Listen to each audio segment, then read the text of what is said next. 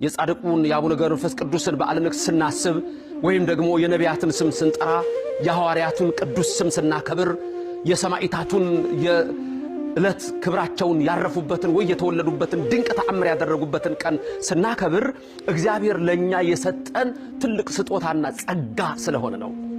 በዚህ ቃል መሰረት በእርግጠኝነት ሁላችሁም ልብ ብላችሁ የምታዩት ነገር ምንድነው?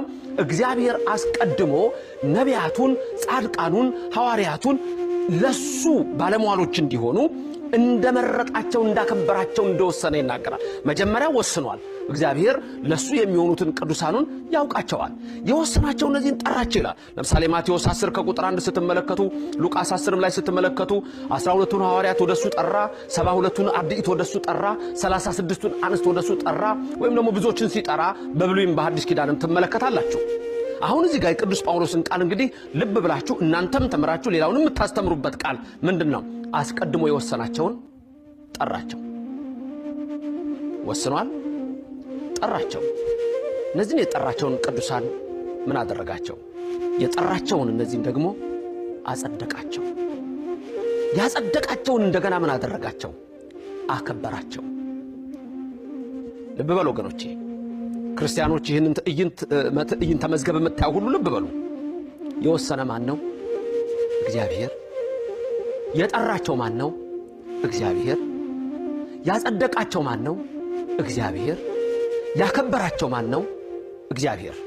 ለስም አጠራሩ ክብር ምስጋና ይግባው።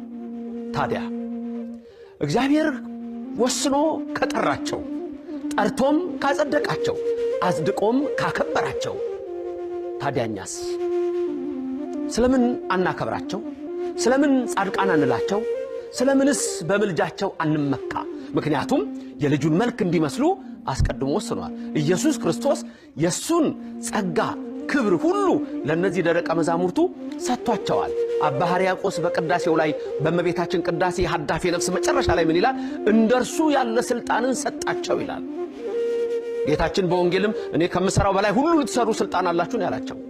ይህንን ስልጣን ሰጥቷቸዋል፣ ጠራቸው። ለምሳሌ ማቴዎስ 10 ወሰነ ይላል። 12ቱን ሐዋርያት ወደሱ ጠራ፣ አጸደቃቸው፣ ጻድቅ አደረጋቸው፣ ንጹሃን አደረጋቸው፣ ቅዱሳን አደረጋቸው። እኔ ቅዱስ ነኝና ቅዱሳን ሁሉ ያለ እግዚአብሔር ቀደሳቸው፣ አከበራቸው። ማለት በርኩሳን መናፍስት ላይ በአጋንንት ላይ ስልጣንን ሰጣቸው። ለዚህ ነው ቅዱስ ጴጥሮስ በጥላው ይፈውስ የነበረው። ለዚህ ነው ቅዱስ ጳውሎስ በልብሱ ቁጨት ይፈውስ የነበረው።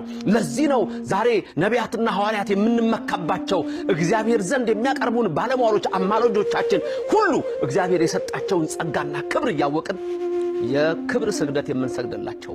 ለዚህ ነው ዛሬ ገብረ መንፈስ ቅዱስን የምናከብራቸው። ለዚህ ነው በመልጃቸው የምንመካው። ለዚህ ነው እግዚአብሔር በሰጣቸው ክብር የምንመካው። አቡነ ገብረ መንፈስ ቅዱስ ጻድቁ አባታችን ብንል ያጸደቃቸው እግዚአብሔር ነው። ተክለ ሃይማኖት ብንል እግዚአብሔር ነው። አቡነ አረጋዊ ብንል እግዚአብሔር ነው። አቡነ ጎርጎርዮስ ብንል እግዚአብሔር ነው። አቡነ አብተ ማርያም ብንል እግዚአብሔር ነው። ከነቢያት ብንጠራ ያጸደቃቸው እግዚአብሔር ነው። ነቢይ ነውና ስላንተ ይጸልያል ያለው ዘፍጥረት ምዕራፍ 20 ቁጥር 7 ላይ እግዚአብሔር ነው። በኢዮብ 42 ቁጥር 7 ላይ ኢዮብ ጻድቅ ነው፣ ስለናንተ ይጸልይ፣ እናንተም ጸልዩ፣ የሱን ፊት ግን እቀበላለሁ እምራችኋለሁ ያለው እግዚአብሔር ነው።